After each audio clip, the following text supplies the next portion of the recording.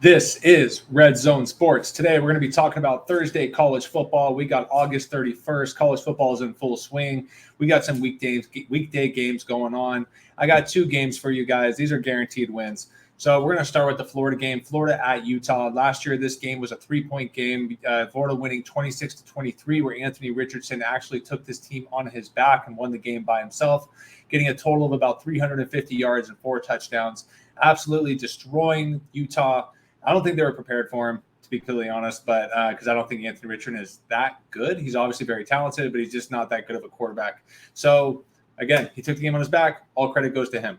This year, we got a different situation where Florida's got Graham Mertz. Mertz is a prototypical quarterback that is meant for this offense. They want to ground and pound the ball. They want a quarterback that has a high completion percentage that's able to convert on third downs. They want to grind the clock and help out their defense. And I think this team is more built to win than they were last year, even though I think Richardson is a more athletic, dynamic quarterback.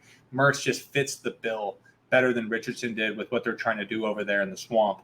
So what I like about this game is we got stronger quarterback play on the Florida side because Cam Rising is coming off a torn ACL. Cam Rising is a game-time decision, meaning he's pretty much ready, but do they want to throw him in there for 65 snaps? And I don't think so. I think they're going to give him some snaps. I think he's going to play a little bit, but I do not think he's going to be a staple of their offense. I don't think Utah is too concerned about winning this game overall. This is a game where obviously they want to win, but the first game of the year is not going to determine what you're doing at the end of the season. So why risk your top quarterback in game one?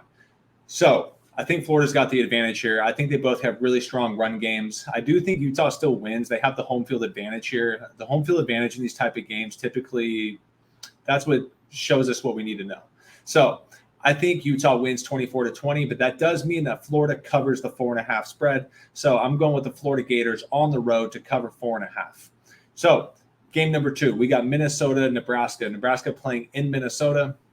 The public is all over Nebraska. About 65% of the money is on Nebraska right now to cover 7 points.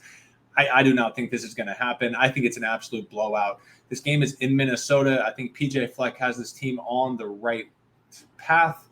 I think this game actually totals at 34-13. Minnesota wins. It's going to be an absolute blowout. If you want a guaranteed win for tomorrow, cash that check.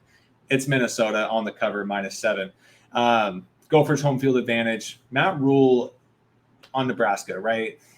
He's a good coach. He is going to turn this program around. I think they're going to be a lot better in a few years, but the thing is, he's not going to turn it around in one offseason.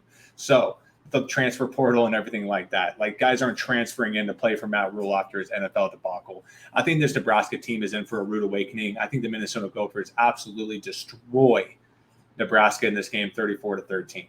So to recap, game 1, we got Florida covering +4.5 on the road against Utah. And then we got Minnesota covering -7 by a long ways against Nebraska Huskers that are just not a good team.